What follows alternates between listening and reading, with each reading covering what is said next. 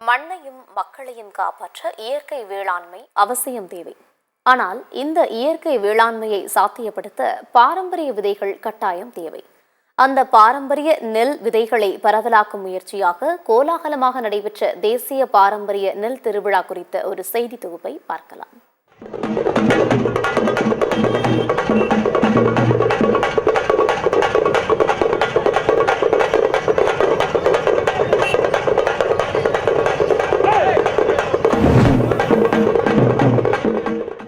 எதுக்கோ நாம் திருவிழா நடத்தி கொண்டாடுகிறோம். நெல்லுக்கு ஒரு திருவிழாவை நடத்தி உழவர்கள் கொண்டாடுவதை நீங்கள் நேரில் பார்த்ததுண்டா? நமது இயற்கை வேளாண் அறிஞர் நம்மாழ்வார் தொடங்கி வைத்த பாரம்பரிய தேசிய நெல் திருவிழா இன்றைக்கும் அதே உற்சாகத்துடன் பாரம்பரிய நெல் ரகங்களை விவசாயிகள் மத்தியில் பரவலாக்கம் செய்வதற்காக நம்மாழ்வாரால் தொடங்கப்பட்டு நெல் மீட்பாளர் ஜெயராமனால் நடத்தப்பட்டு வந்த தேசிய நெல் திருவிழாவை முன்னோடி விவசாயிகளை ஒன்றிணைத்து தொடர்ந்து நடத்தி வருகிறார் நெல் ராஜீவ். அந்த வகையில் திருத்துறைப்பூண்டியில் இந்த ஆண்டு கோலாகலமாக நடைபெற்ற தேசிய நெல் திருவிழாவில் கூட்டம் அலை மோதியது. அரசாங்கம் பாரம்பரிய நெல் ரகங்களை வாங்காது, ஒரு டிபிசியில் கூட கொண்டு நம்ம விற்க முடியாது. அப்படிங்கிற பட்சத்தில் இயற்கை விவசாயிகள் அதிகப்படியாக நம்ம பண்ண வைக்கணும் அப்படின்னா, பாரம்பரிய ரகங்களை பண்ண வைக்கணும்னா அதிகப்படியாக அவங்களுக்கான சந்தையை உற்பத்தி கொடுக்கணுங்கிறது தான் எங்களோட இலக்காக இருந்தது. அதனால் வருங்காலத்தில் கிட்டத்தட்ட ஒரு 1,00,000 ஏக்கராவது, கிட்டத்தட்ட ஒரு 10,000 விவசாயிகளாவது நாங்கள் பாரம்பரிய நெல் ரகங்களை மாற்றணுங்கிற இலக்கோடு நாங்கள் பயணிச்சுட்டு இருக்கோம். இந்த இலக்குங்கிறது ரொம்ப தூரமாக வச்சுக்கல, இன்னொரு 2-3 ஆண்டுகளில் நாங்கள் இதை சாதிச்சிருக்கோம். கிட்டத்தட்ட 170க்கு வகையான நெல் வகைகளை மீட்டெடுத்து இதோ பின்னாடி பாருங்கள், இங்கே கண்காட்சியாக வச்சுருக்காங்க. இது கண்காட்சிக்காக மட்டுமல்ல, இதை விளைய வச்சு அதை நடைமுறை பழக்கத்தில் அதை சாப்பிடக்கூடிய ஒரு சூழலை இங்கே உருவாக்கி கொடுத்துருக்காங்க, ஏற்கனவே உருவாக்கி வச்சுட்ருக்காங்க. இப்படிப்பட்ட ஒரு நல்ல விழாவில் நான் கலந்துக்கிறது ரொம்ப பெருமையாக இருக்குது, மகிழ்ச்சியாக இருக்குது. அது மட்டும் இல்லாத இந்த விவசாயிகள் இந்த நம்ம அழிந்து போன பாரம்பரிய நெல் வகைகளை தொடர்ச்சியாக பயிரிட்டு மீண்டும் ஒரு ஆரோக்கியமான வாழ்வை நாம் வாழ வேண்டும் அப்படின்னு இந்த விழாவில் கலந்துக்கிட்ட மூலமாக நான் உணர்றேன், நீங்களும் உணர்வீங்க நம்புகிறேன். நன்றி. நமது முன்னோர்கள் தலைமுறையாக கைமாற்றி கொடுத்த பாரம்பரிய விதைகளை மரபு மாறாமல் பாதுகாத்து அடுத்தடுத்த தலைமுறைக்கு கடத்த வேண்டியது நமது ஒவ்வொருவரின் தலையாய கடமை. நெல் திருவிழாவில் வருகை தந்தவர்களில் சுமார் 5,000 விவசாயிகளுக்கு தலா 2 கிலோ பாரம்பரிய நெல் விதைகள் வழங்கப்பட்டது. கடந்த ஆண்டு நடைபெற்ற நெல் திருவிழாவில் விதை பெற்று சென்றவர்கள் பல மடங்காக பெருக்கி அதை இந்த திருவிழாவில் ஒப்படைத்தனர்.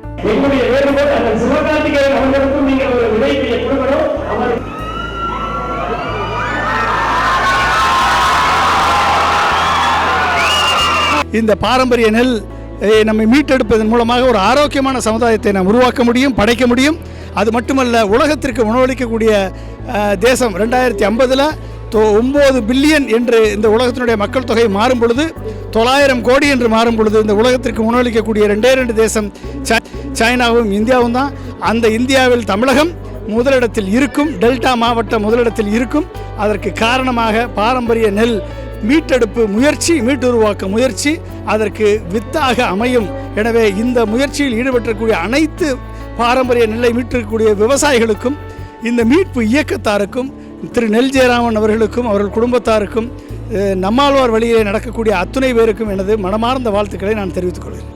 அழிவின் விளிம்பிலிருந்து நெல் ஜெயராமன் மீட்டெடுத்த 174 பாரம்பரிய விதைகள் உட்பட 204 பாரம்பரிய நெல் ரகங்களின் கண்காட்சி திருவிழாவுக்கு வந்தவர்களை வியப்படைய செய்தது. கூடவே அதன் வயது, பயிரின் உயரம், பட்டம் போன்ற தகவல்களும் இடம்பெற்றிருந்ததால் மக்கள் ஆச்சரியத்துடன் பார்த்து சென்றனர். கண்காட்சியாக இருக்கும் இந்த பாரம்பரிய நெல் விதைகளை ஒவ்வொரு உழவனும் ஆயுதமாக ஏந்த வேண்டும் என்பதே நெல் ஜெயராமன் பாரம்பரிய நெல் பாதுகாப்பு மையத்தின் நோக்கம்.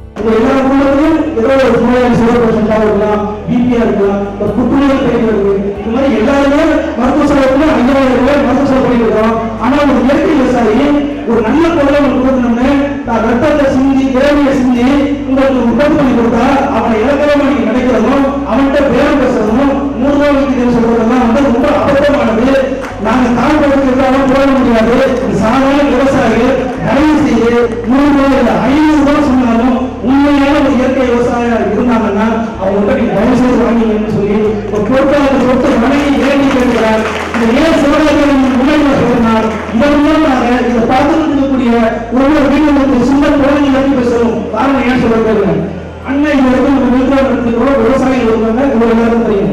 ஆனால் பொதுமக்கள் எதுவும் வர மாட்டாங்க.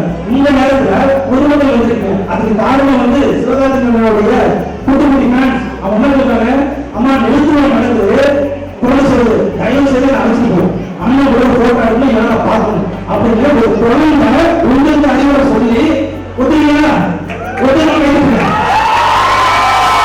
ஒரு பாரம்பரிய விவசாயி இது சிரமப்படுற விஷயத்தை தான் சொன்னாங்க. நைட் அவர் ஃபோன் பண்ணப்போ நைட்டு 12 மணி எல்லாத்தையும் நான் ஏற்றுக்கிறேன். ஃபோன் பண்ணப்போ சொன்னது மட்டும் இல்லை, தம்பி நவனியமும் அந்த நோபனையும் அனுப்பி வச்சாரு. ஹாஸ்பிட்டலே அவங்க கிடையாது கிடந்தாங்க.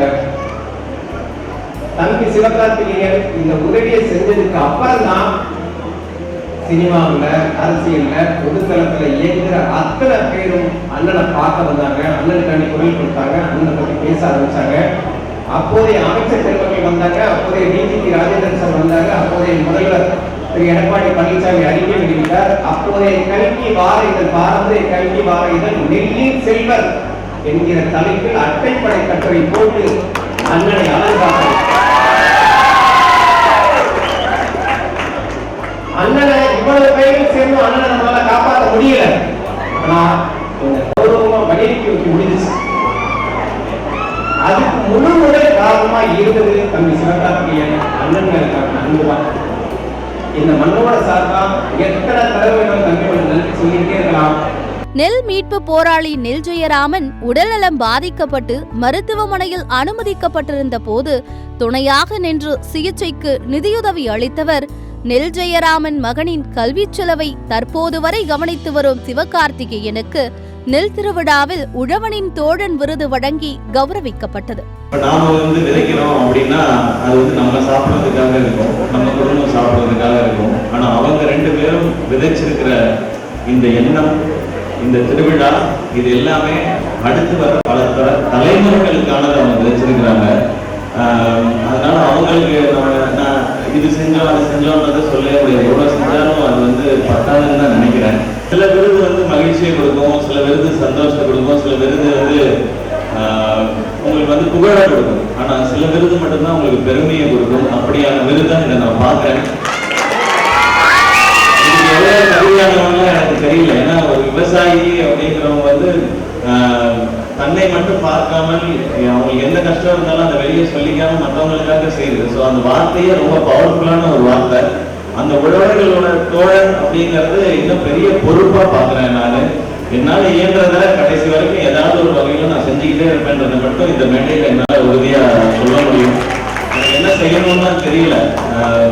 நான் வீட்டில் பண்ணிட்டு இருக்கிறது விவசாயம் பண்றதெல்லாம் தெரியல. அது ஒரு ஆசையில சும்மா பண்றதுதான். அதுவும் என்னுடைய மனைவி ஆர்த்தி அவங்களுடைய ஆசை தான். அதுல ஒரே ஒரு நல்ல விஷயம் மட்டும் பார்க்க முடியுது. எந்தவித உரமும் சேர்க்காம நம்ம இயற்கை முறையில காய்கறிகளை செஞ்சு சாப்பிடும்போது அது உடம்புக்கு நல்லது அப்படிங்கிறத தாண்டி மனசுக்கு பெரிய நிம்மதியும் சந்தோஷத்தையும் கொடுக்குது. ஏன்னா என் பிள்ளைங்க நல்ல கத்திரிக்காயும் நல்ல கேரட்டையும் இதெல்லாம் கொடுத்தனேன்ற ஒரு பெரிய சந்தோஷத்தை கொடுக்குது. அப்படி என் பிள்ளைக்கு கொடுக்கறதே இவ்வளவு பெரிய சந்தோஷமா நான் நினைக்கிறேன் அப்படின்னா நீங்க ஊர்ல இருக்க எல்லா பிள்ளைகளுக்கும் கொடுக்குற இந்த விவசாயிகள் நம்ம என்ன சொல்லிட முடியும் இல்லையா?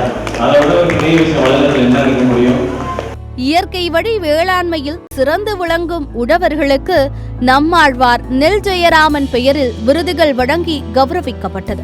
விதைகள் உறங்கினாலும் விதைத்தவன் உறங்குவதில்லை என்று சீமான் பாணியில் மேடையை அதிர வைத்திருக்கிறார் ஒரு சிறுமி. ஒரு நெல்லை வைத்து அதை 100 நெல்லாக மாற்றும் விவசாயி சிறந்த விஞ்ஞானி. கலப்பை, மண்வெட்டி, கோடாரி, கடப்பாறை கண்டறிந்தவரை விட இந்த உலகத்தில் இன்னும் ஒரு விஞ்ஞானி பிறக்கவில்லை. இங்கு தொழில் வளர்ச்சின்னு சொல்றீங்களே, நல்ல வேலை பார்த்தா சம்பளம் கிடைக்கும். சம்பளம் கிடைச்சா நல்லா சாப்பிடலாம். அப்ப அந்த சாப்பாடு எங்க இருந்து வருது? யாருக்கிட்டையும் பதில் இல்ல. விவசாயத்தை படிக்காதவன் செய்கிற தொழில் என்று நீங்க நினைக்கிறீங்க. விவசாயம் என்பது தொழிலே கிடையாது. அது நம்முடைய பண்பாடு, வாழ்வியல் என்பதை நீங்க புரிஞ்சுக்கணும். விவசாயத்தை படிக்காதவன் செய்கிற தொழில் என்று நீங்க நினைச்சீங்கன்னா படிச்சவனுக்கெல்லாம் பசிக்காதான்னு கேட்டா பதில் இல்ல. அப்ப படிச்சவன் சாப்பிடாத, யார் சாப்பிடாத? விதைகள் உறங்கினாலும் விதைத்தவன் உறங்குவதில்லை.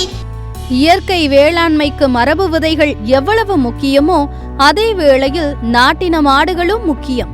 மரபு விதைகளை பரவலாக்கம் செய்வது போல நாட்டின மாடுகளையும் பரவலாக்கம் செய்யும் முயற்சி முதன்முறையாக இந்த திருவிழாவில் முன்னெடுக்கப்பட்டது. எப்படி விதைகளை பாரம்பரிய நெல் விதைகளை எல்லாம் பரிமாற்றம் செய்கின்றோமோ அதுபோன்று இந்த பகுதிக்கு ஏற்ற இந்த உம்பளச்சேரி பாரம்பரிய கால்நடை இனங்களை இயற்கை விவசாயம் செய்கின்ற விவசாயிகளுக்கு இலவசமாக கொடுத்து அதன் மூலம் அவங்களுடைய இந்த இனத்தை பெருக்கி அதன் மூலம் கிடைக்கின்ற அதனுடைய வாரிசு கன்றுகளை அடுத்தடுத்த நெல் திருவிழாவில் மற்ற விவசாயிகளுக்கு பரிமாறிக்கொள்ளும் விதத்தில் இந்த ஆண்டு முதல் இந்த திட்டத்தை அறிமுகப்படுத்துகின்றோம். விவசாயத்தோடு செய்கின்ற பட்சத்தில் இயற்கை விவசாயம் முழுமை பெறும் என்ற நோக்கில் அதுகளையும் கால்நடை இனங்களையும் நெல் திருவிழாவில் இணைத்து அதனையும் பரவலாக்கும் முயற்சியில் இந்த ஆண்டு முதல் முயற்சி எடுத்திருக்கின்றோம். இது ஒரு நல்ல ஒரு முயற்சியாக விவசாயிகளுடைய ஒரு நல்ல வரவேற்பினை பெற்றிருக்கின்றது. ஜல்லிக்கட்டு வந்து அழியக்கூடாது, நாட்டு நீங்கள் அழிஞ்சு போட 40 காலம் வளர்க்குறோம் நாங்கள். அது இது ஒரு மாடு. இந்த வருஷம் நடந்த ஜல்லிக்கட்டில் அழகான ஸ்டேடியம் நடந்துச்சு. அங்கே முதல் முறையாக தமிழ்நாட்டில் தார் கார் வெற்றி போட்டார் எங்கள் அரங்கெல்லாம். ரொம்ப பெருமையாக இருந்துச்சு. நாங்கள் ஜல்லிக்கட்டு இப்போதும் இல்லை, இன்னும் நாங்கள் ஒரு 40 மாடு வளர்ப்போம். ஜல்லிக்கட்டு இருந்தவங்க நாங்கள் அழிவிட மாட்டோம். ஜல்லிக்கட்டு மட்டும் நாங்கள் எப்போவும் அழிவிட மாட்டோம். நாங்கள் நம்மாழ்வார் நெல் ஜெயராமன் உருவப்படத்துடன் பாரம்பரிய நெல் ரகங்களால் வடிவமைக்கப்பட்ட செல்ஃபி பாயிண்டில் மக்கள் ஆர்வத்துடன் புகைப்படம் எடுத்துச் சென்றனர். வேளாண்மை கல்லூரி கீழ்வேலூர்ல இருந்து வரோம். நாங்கள் எங்கள் காலேஜ்ல இருந்து இங்கே வந்து கூப்பிட்டு வந்திருந்தாங்க. இன்னைக்கு இங்கே வந்து நாங்கள் வந்து நெல்லோட வெரைட்டிஸ் எல்லாமே இங்கே பார்த்தோம். இங்கே 204 வெரைட்டிஸ் வந்து நெல்லோட வெரைட்டிஸ் வச்சுருந்தாங்க. ஃபர்ஸ்ட்லி அது எல்லாமே இங்கே கண்காட்சியாக வச்சுருந்தாங்க. ஆர்கானிக் ஃபார்மிங் பற்றி நிறைய பேசினாங்க. அது எல்லாத்துலேயும் வந்து நாங்கள் ஆர்கானிக் ஃபார்மிங் பற்றி நிறைய கற்றுக்கிட்டோம். நாங்கள் ஃபார்மர்ஸோட நிறைய இன்ட்ராக்ட் பண்ணோம். அதில் ஆர்கானிக் ஃபார்மிங் அவங்க எவ்வளோ பண்ணுறாங்க, அதில் என்ன பிரச்சனைகள் வருதுன்றது எல்லாமே நாங்கள் எனக்கு தெரிஞ்சுக்கிட்டோம். இங்கே வந்து நாட்டு மாட்டு வெரைட்டிஸ் எல்லாமே இங்கே இருந்துச்சு. இன்றைக்கி வந்து கண்காட்சி படுத்தியிருந்தாங்க. அண்ட் உள்ள நிறைய ஸ்டால்ஸ் போட்டிருந்தாங்க.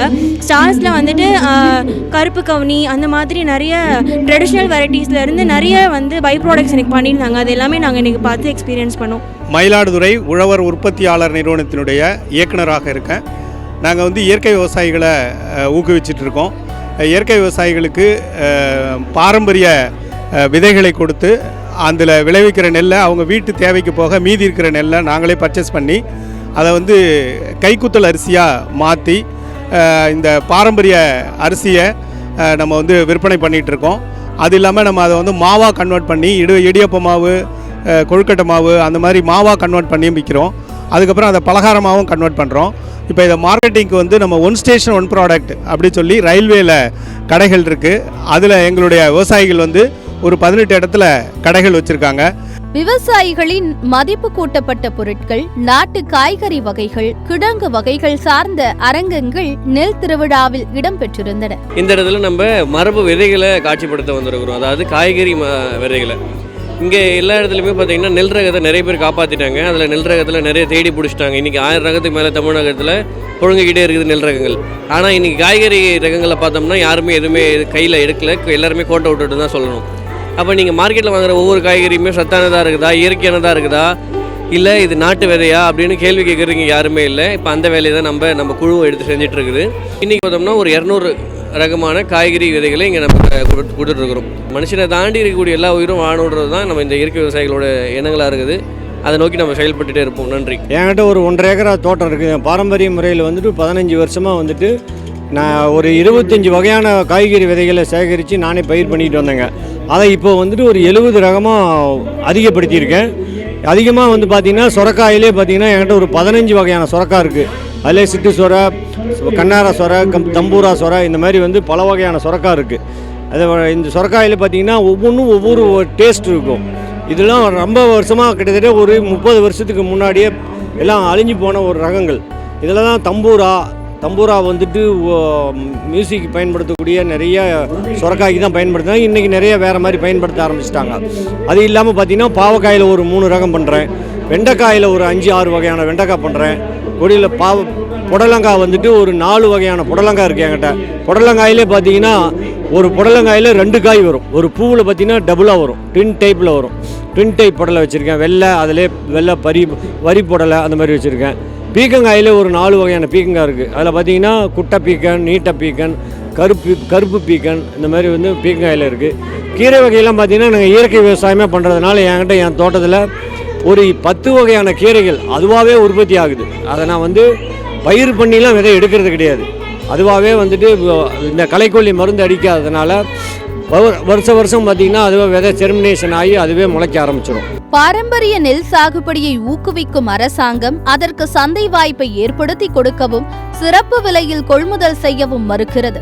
பாரம்பரிய நெல் ரகங்களில் மேம்படுத்தப்பட்ட ரகம் என்ற பெயரில் நடத்தப்படும் ஆராய்ச்சிகளால் பாரம்பரிய நெல் ரகங்களின் பாதுகாப்புக்கு புதிய ரூபத்தில் அச்சுறுத்தல் ஏற்பட்டுள்ளதே உண்மை. ஆனால் இது போன்ற நெல் திருவிழாக்கள் மூலம் விவசாயிகள் மத்தியில் பாரம்பரிய நெல் ரகங்கள் புழக்கம் அதிகரித்தால் மட்டுமே நமது பாரம்பரிய நெல் ரகங்களின் பாதுகாப்பை உறுதி செய்ய முடியும் என்பதில் மாற்று கருத்து இல்லை. மண்ணையும் மக்களையும் காப்பாற்ற இயற்கை வேளாண்மையை கையில் எடுக்க உழவர்களுக்கு மரபு விதைகள் கட்டாயம் தேவை, அவசியமும் கூட. நஞ்சான உணவை உட்கொள்ளும் போது மக்கள் மனதில் தீங்கான எண்ணங்கள் உருவாகும் என்று கூறியிருக்கிறார் பிரபல இயற்கை வேளாண் அறிஞர் மசானபு புகோகா. சிந்தனை மாசில்லாமல் இருக்க வேண்டும் என்றால் நஞ்சில்லா உணவு வேண்டும் என்று கூறியிருக்கிறார் நமது இயற்கை வேளாண் அறிஞர் நம்மாழ்வார். ஆனால் உரம் என்ற பெயரில் உப்பை கொட்டுகிறோம், வீரிய விதை என்ற பெயரில் சொத்தை விதைகளை விதைக்கிறோம், மருந்து என்ற பெயரில் நஞ்சை தெளிக்கிறோம், உணவை நஞ்சாக்குகிறோம். இவ்வளவு கேடுகளுக்கு மத்தியில் இதுபோன்ற திருவிழாக்கள் நஞ்சில்லா உணவுக்காக இயற்கை வழி வேளாண்மையை நோக்கி உழவர்களை வீறுநடை போட வைக்கிறது.